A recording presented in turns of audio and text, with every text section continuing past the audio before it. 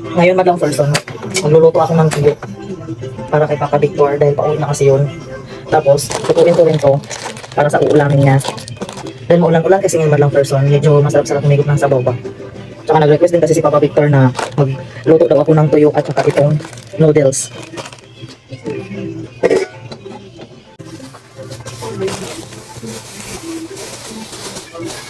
May nabili pala si Papa Victor madlang person itong tuyo na ayungin. Ito, masarap to siya. So ito ang lutuin ko ngayon for tonight para sa kanyang ulam.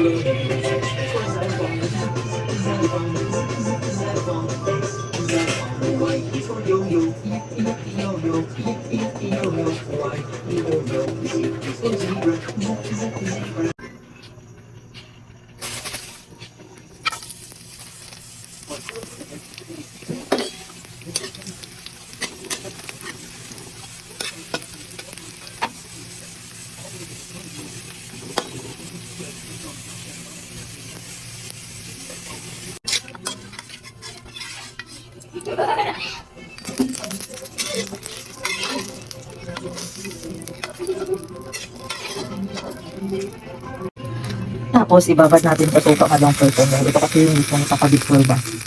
O diba? Para mamaya talagang babad na babad niya siya. Habang hindi pa siya dumating. Tapos ngayon madlang person, magagawa muna ako ng yelo. Habang wala pa si Papa-Victor. Saka ako nalutuin yung noodles niya kapag dumating na siya dito.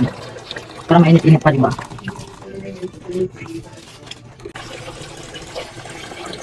Gagawa ako ng maraming yelo madlang person. Dahil konti na lang din kasi yung nasa freezer.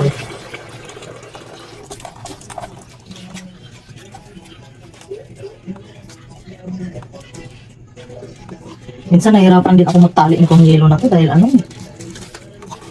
biglang dumudulas. Sana all biglang dumudulas. Charot lang madlang.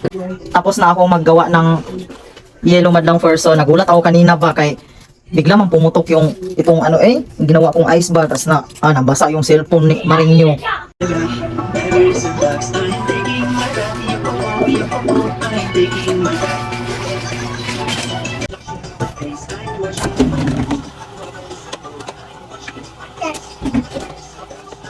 Okay.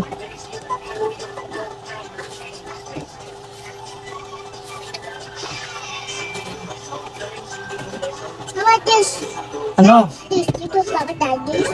Mamaya gagawa ulit ako ng yellow madlang person. Okay. Ano kunti lang akong nagawa.